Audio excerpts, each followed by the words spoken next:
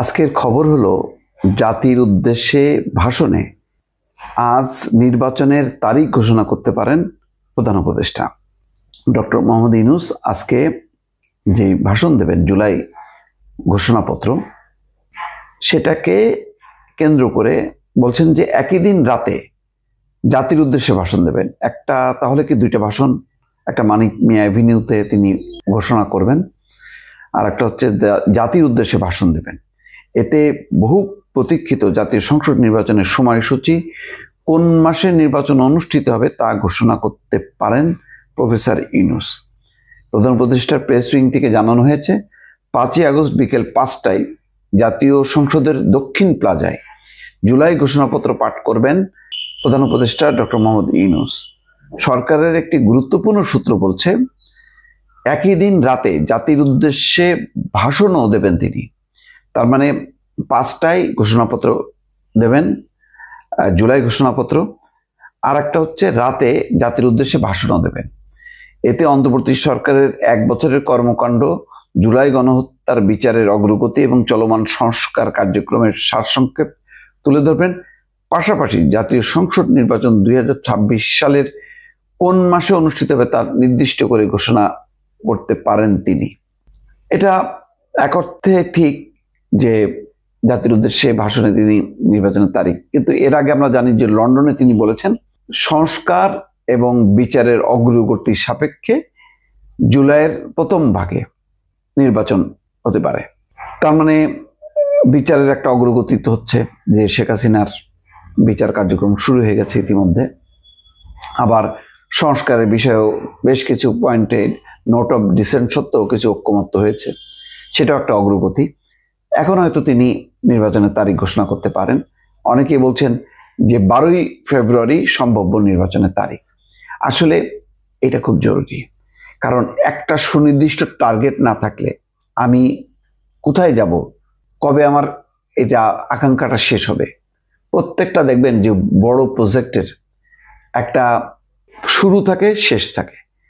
শুরুটা দেরিতে হইতে পারে, শেষটাও দেরি হইতে পারে, বা শেষটা আবার আগে ভাগে শেষ হয়ে যেতে পারে, কিন্তু একটা সম্ভাব্য তারিখ বলা হয় যে আমি 2005 সালে আমি শুরু করব, 2010 সালে এটা শেষ হবে।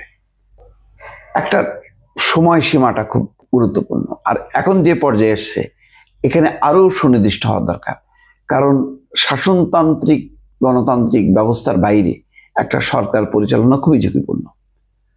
ইভেন ডক্টর মোহাম্মদ ইউনূসও যদি সব দল সিদ্ধান্ত নেয় যে তিনি থাকবেন, তাহলে তাকে একটা শাসনতান্ত্রিক ধারাবাহিকতার মধ্যে আসতে হবে।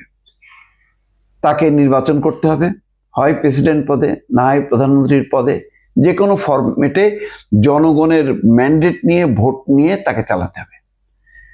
গণঅভ্যুত্থানের সাথে এটার তুলনা নেই, গণঅভ্যুত্থান তো গণঅভ্যুত্থান, কিন্তু গণঅভ্যুত্থানের মধ্য দিয়ে তো একটা শাসনতান্ত্রিক শাসন ব্যবস্থা প্রতিষ্ঠিত হয় না।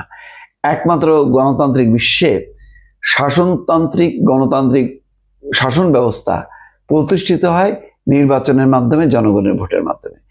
এখন সেই সময়টা এসেছে, এবং আজকে যদি ডক্টর মোহাম্মদ ইউনূস জাতির উদ্দেশ্যে ভাষণে নির্বাচনের তারিখ সহ যদি একটি সময়সীমা দেন আরো ভালো হবে।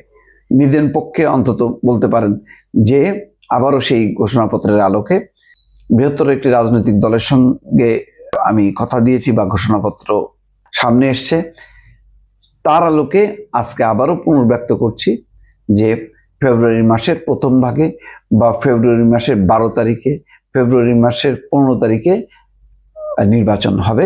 নির্বাচনের জন্য সবাই প্রস্তুত নিন এবং সংস্কার এবং বিচারের বাকি কাজগুলো খুব দ্রুত বেগে সম্পন্ন করার জন্য আমি আহ্বান জানাচ্ছি। এরকম একটি স্টেটসম্যান সুলভ তিনি যদি বক্তব্য দেন, তাহলে আমার ধারণা যে বর্তমানে যে নানা রকম হতাশা আছে, নানা রকম কাদা ছড়াছড়ি আছে, সেইগুলো বন্ধ হবে।